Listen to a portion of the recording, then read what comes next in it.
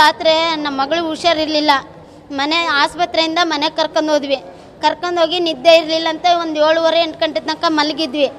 ಬಂದ ನಾನು ಬ್ರೆಡ್ಡು ಹಾಲು ತಗೊಂಡು ಅಂಗಡಿಯಿಂದ ಬಂದೆ. ನಾನು ಇವನು ಅಷ್ಟರಲ್ಲೇ ಎಷ್ಟೊತ್ತಿಗೆ ಬಂದ ಗೊತ್ತಿಲ್ಲ, 8:45 8:30 ಆಗಿರ್ಬೋದು. ಬಂದಿದ್ದೆ, ನಿನ್ನ ಮಗಳಿಗೆ ಮದುವೆ ಮಾಡಿಕೊಡು ಅಂತ ನನಗೆ ಕೇಳ್ದ.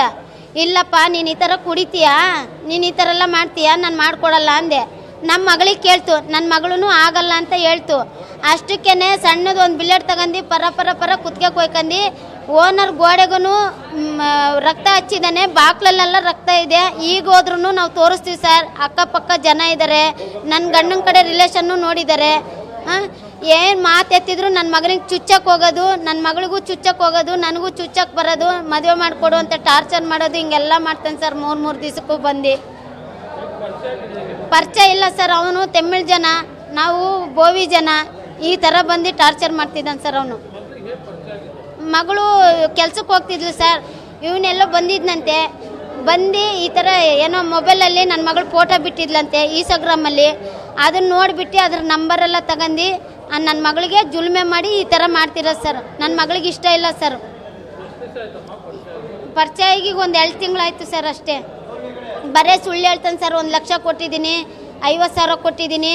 ನಾವು ಬಡವ್ರು ಸರ್, ನಾನು ಕೂಲಿ ಮಾಡೋಳು, ನಾನು ಗಾರೆ ಕೆಲಸ ಮಾಡ್ತೀನಿ, ಮಗನೂ ಮಾಡ್ತಾನೆ, ಮಗಳು ಎಂಜಿಲೆಯಲ್ಲೇ ಬಾಚಕ್ಕೆ ಹೋಗ್ತಾಳೆ ಸರ್. ನಾವು ಅವ್ರ ದುಡ್ಡು ನಮ್ಗೆ ಏನಕ್ಕೆ ಬೇಕು? ಈ ಒಂದು ತಮಿಳ್ನಾಡು, ನಮ್ಮದು ಕಾಶಿಪುರ. 3 ದಿವಸಕ್ಕೆ ಬಂದು ಈ ಥರ ಮಾಡಿ ನಮ್ಮನ್ನು ಖಾಲಿ ಮಾಡಿಸ್ತಾನೆ ಸರ್. ನನ್ನ ಮಗನೂ ಒಂಟಿ ಇರೋದು, ನಮಗೆಲ್ಲ ಈ ಥರ ಹಿಂಸೆ ಕೊಡ್ತಾನೆ ಸರ್. ನಮಗೆ ಗಂಡ ಇಲ್ಲ, ನೀವೇ ಪರಿಹಾರ ನಮಗೆಲ್ಲ. ಇವನು ತಮಿಳ್ನಾಡು ಸರ್. ಅವ್ರ ಅಪ್ಪ ಅಮ್ಮಂಗೆ ಹೇಳಿದರೆ ನಿಮ್ಮ ತಲೆ ಮೇಲೆ ನನ್ನ ಮಗ ಒಳ್ಳೆನು, ಏನೇ ಬಂದರೂ ನಿಮ್ಮ ತಲೆ ಮೇಲೆ ಅಂತ ಹೇಳ್ತಾರೆ. ಬರ್ರಿ ನೀವು ಅಂದ್ರೂ ಅವ್ರ ಅಪ್ಪ ಅಮ್ಮ ಬರೋಕ್ಕೆ ರೆಡಿ ಇಲ್ಲ ಸರ್. ಈಗಲೂ ಅದನ್ನೇ ಹೇಳ್ತಿದ್ದೀನಿ, ಬರೋಕ್ಕೆ ಹೇಳು ಅಂದ್ರೆ ಬರ್ತಾನೆ ಇಲ್ಲ ಸರ್. ಅವರು ಬರೀ ನಮ್ಮನ್ನು ಎದುರಿಸಿಡ್ತಾ ಇದ್ದಾರೆ ಅಷ್ಟೇ. ಮಗಳನ್ನ ಕೊಡು, ಅವ್ರ ಅಪ್ಪ ಅಮ್ಮನೂ ಅದನ್ನೇ ಹೇಳ್ತಿದ್ದಾರೆ, ಮಗಳಿಗೆ ಕೊಟ್ಟು ಮದುವೆ ಮಾಡು ಹಂಗಂತ ಅವರು ನಮ್ಮನ್ನು ಎದುರಿಸ್ತಿದ್ದಾರೆ ಸರ್.